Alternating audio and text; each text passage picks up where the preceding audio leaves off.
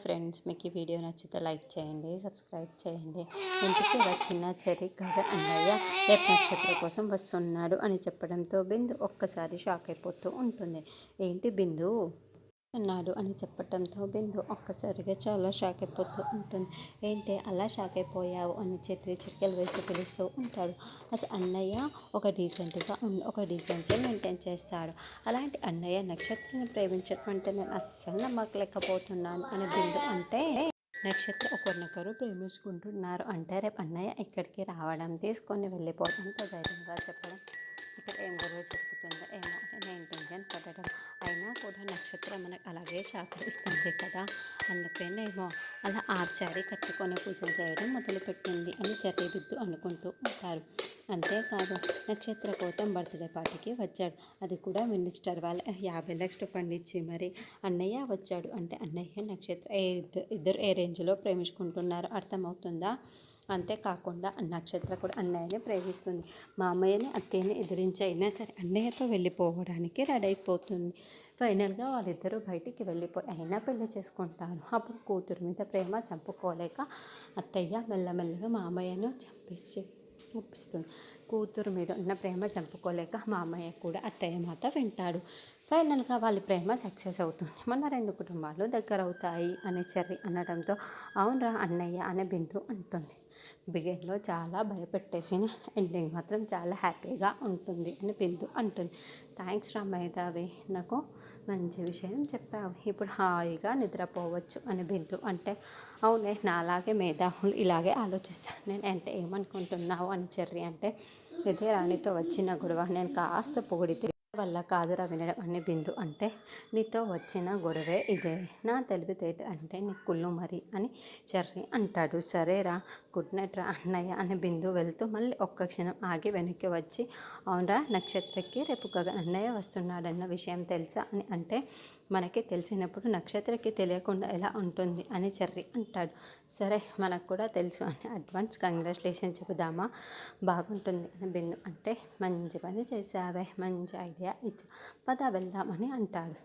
నక్షత్ర head phones పెట్టుకొని dance చేస్తూ ఉంటే అప్పుడే చరణ్ బిందు అక్కడికి వచ్చి హాయ్ అని పలకరించడంతో ఒకే ఇంట్లో ఉన్నాము, ప్రొద్దున్న నుండి ఒక 10-15 సార్లు ఇద్దరం ఎదురుపడి ఉంటాము, ఎప్పుడు చూడనట్లు ఇంకెప్పుడు చూడనట్లు ఇలా వచ్చి హాయ్ చెప్పి పలకరిస్తున్నా ఏంటి అని నక్షత్ర అడుగుతూ ఉంటే, ఇప్పుడు మనం ఎదురుపడుతున్నాము, రేపు ఇంకెప్పుడు చూసుకుంటామో ఏదో, నువ్వు అసలు ఇంట్లో ఉంటే కదా, అందుకే ఇలా హాయ్ అని పలకరిస్తున్నాము అని చెర్రీ అంటే, నేను ఉండనా, నేను ఎక్కడికి వెళ్తాను అంటే, రేపు గగనన్నయ్య మన ఇంటికి వస్తున్నాడన్న విషయం నీకు తెలియదా అని చెర్రీ అంటాడు. తెలియదు, వస్తున్నాడా ఎందుకు అని నక్షత్ర అడుగుతూ ఉంటే, అయితే అన్నయ్య నీకు సడన్ సర్ప్రైజ్ ఇస్తాడన్నమాట, కాబట్టి మేము కూడా చెప్పు, ఇప్పుడు చెప్పితే ఏం బాగుంటుంది, రేపు ఉదయం నువ్వే తెలుసుకొని వెళ్దు పద బిందు అని ఇద్దరు వెళ్ళిపోతూ ఉంటే, చెర్రీ బిందు ప్లీజ్ మీరు ఇలా సగం సగం చెప్పేసి వెళ్తే నాకు రాత్రంతా అస్సలు నిద్ర పట్టదు, సడన్ సర్ప్రైజో షాకింగ్కో నేను అర్థం చేసుకోవాలి కదా, తెలుసుకోవాలి కదా, ప్లీజ్ చెప్పరా అని గడ్డం పట్టుకొని బతిమలాడుతూ ఉంటుంది. చెబితే అన్నయ్య సర్ప్రైజ్ని పాడు చేసినట్లు అవుతుంది అని చెర్రీ అంటే, చెప్పకపోతే నా నిద్ర పాడవుతుంది, ప్లీజ్ అని నక్షత్ర బతిమలాడుతూ ఉంటే ఇంతగా బతిమలాడుతుంది. పోనీలే అన్నయ్య చెప్దామని బిందు అంటుంది. నేను ఎంతో డీప్గా లవ్ చేశాను మా అన్నయ్య రేపు నిన్ను తీసుకుని వెళ్ళడానికి ఈ ఇంటికి వస్తుంది, నేను చెప్పానండి ఆ విషయం గగన్ అన్నయ్య, నువ్వు అస్సలు చెప్పకూడదు అని చెర్రీ చెప్పడంతో, అవునా గగన్ వస్తున్నాడు అని నక్షత్ర చాలా చాలా సంతోషపడుతూ, ఈ విషయం నాకు చెప్తే షాక్ నువ్వు షేక్ అవుతావు, అంతే అని చరణ్ చెబుతాడు. దాంతో నక్షత్ర ఒక్కసారిగా వాళ్ళిద్దరు చేతులను పట్టుకొని తిప్పి పడేసి విసిరి పడేస్తుంది.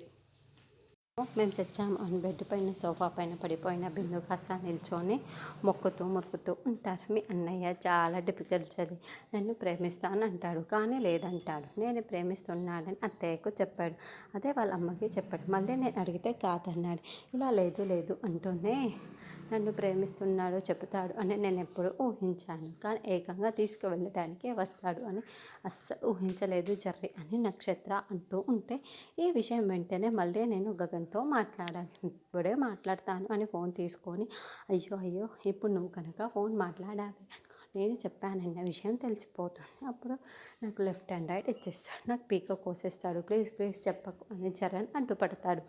సరే ఇప్పుడైతే నాకు చాలా సంతోషంగా ఉంది. ఈ ఎమోషన్ ఉదయాన్నే ప్రొద్దున వరకు దాచుకోవాలి. మీరు నాకు ఈ విషయం చెప్పినందుకు థ్యాంక్ యూ సో మచ్ అని నక్షత్ర అంటుంది. ఇంటికి వచ్చిన కృష్ణప్రసాద్ కోపంగా కార్తికి వెళ్తూ ఉంటే, ఏవండి ఇప్పుడు ఏం చేశాను నా పైన ఇంత కోపం చూపిస్తున్నారు అని మీరా అంటే, నువ్వు అక్కడికి ఎందుకు వచ్చాను, చేసింది తప్పే కదా అని కృష్ణప్రసాద్ అంటాడు. రమ్మని చెప్పడానికి మీరు అక్కడికి వెళ్ళారు కదండి, మరి మా వదిన నాతో చెప్పింది, అందుకే నేను రావద్దని చెప్పడానికి వచ్చాను అని అంటే, నేను రావద్దని చెప్పడానికే వచ్చాను అని అంటే కృష్ణప్రసాద్, లేదు మా వదిన నాకు అన్నీ చెప్పింది లే అండి. అలాగా ఇంటికి వస్తే మీరు ఇంట్లో నుండి వెళ్ళిపోతారు కదా, మళ్ళీ అందరినీ వదిలేస్తారు కదా మా వదిన అని అపూర్వ చెప్పిన మాటలన్నీ కూడా మీరా చెబుతూ అంటే అపూర్వ చెప్పడం వల్ల ఈ మీరా వచ్చిందా, మీరా నేను ఎప్పటికీ నిన్ను వదిలేయను, లోపలికి వెళ్ళు అని కృష్ణప్రసాద్ మీరాని లోపలికి పంపించేసి అంటే అపూర్వ ఏదో కుట్ర చేస్తుంది అని కృష్ణప్రసాద్ ఆలోచిస్తూ ఉంటాడు. గగన్ గారి ఇంట్లో ఏం జరుగుతుందో అర్థం కాక అపూర్వ తల పిక్కుంటూ ఉంటుంది. నువ్వు అనుకున్నట్లే జరుగుతుందిలే అని గోరింటాకు చెబుతూ ఉంటే అప్పుడే నక్షత్ర అక్కడికి వచ్చి, అమ్మ నేను ఇంకా చాలా సంతోషంగా ఉన్నాను, నువ్వు నా పెళ్లి చేసి ఎలా చేస్తావు అని అడగడంతో, అందరిలాగే వైభవంగా చాలా రిచ్గా చేస్తాను అని అపూర్వ అంటే, అలాగైతే అందరి పెళ్ళిలాగానే నాకు కూడా పెళ్ళి అయిపోతుంది, దాంట్లో స్పెషల్ ఉంటుంది. అలా కాదు, నా పెళ్ళిలో యాక్షన్ ఉండాలి, ఫైట్ ఉండాలి, ఫైనల్గా కాంప్రమైజ్ అయిపోయి హ్యాపీ ఎండింగ్ ఉండాలి అని నక్షత్ర అంటుంది.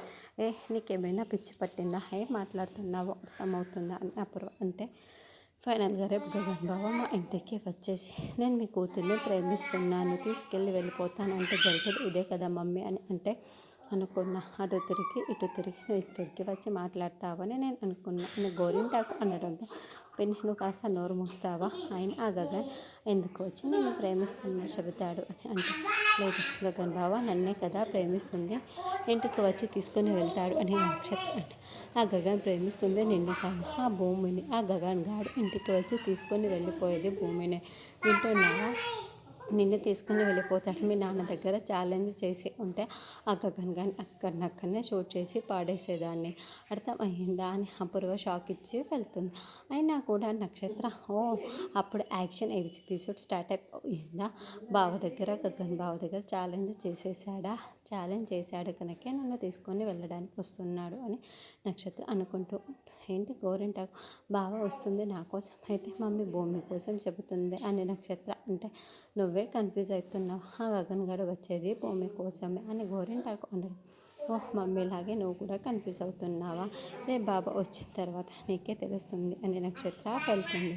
తర్వాత కృష్ణప్రసాద్ దగ్గరికి వచ్చి అపూర్వ మీరాని రెచ్చగొట్టి పంపించింది. నేను చెప్పినప్పుడు శారద వినే పరిస్థితుల్లోనే ఉండేది, కానీ మీరా అలా వచ్చేసరికి ఖచ్చితంగా వాళ్ళు వచ్చి భూమిని తీసుకువెళ్ళేది అని గగన్ శారద ఇద్దరు తేల్చి చెప్పేశారు.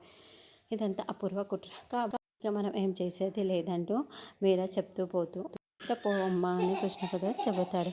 భూమి దగ్గరికి అపూర్వ వచ్చి, ఇదంతా నా కుట్ర అని కృష్ణప్రసాద్ చెప్పి వెళ్ళి ఉంటాడే అని అపూర్వ అడుగుతూ ఉంటే, చేసే పాపిష్టి పనులను కూడా గొప్పగా చెప్పుకొని నీ బ్రతుకు ఒక బ్రతుకేనా, అసలు నువ్వు మంచివైనా అని భూమి అపూర్వను తిరుగుతూ ఉంటే అపూర్వ నవ్వుతూ ఉంటుంది. ఇదిగో పాప ఎవరితో ఏం మాట్లాడుతున్నావో అర్థమవుతుందా అని గోరింటాకు అరుస్తూ ఉంటే, నువ్వు ఆగోపింది అని భూమి తిట్టని మనిషి ఓడిపోయినప్పుడు తిడతాడు, లేకుంటే తనకు తాను తిట్టుకుంటాడు, ఇప్పుడు భూమి ఓడిపోయింది కాబట్టి తిడుతుంది, అంతే కదా భూమి అని అపూర్వ అంటుంది. అంతే చూసే రోజు వచ్చేసిందని ఎదురు చూడక తప్పదు అంతే అని భూమి అంటూ ఉంటుంది.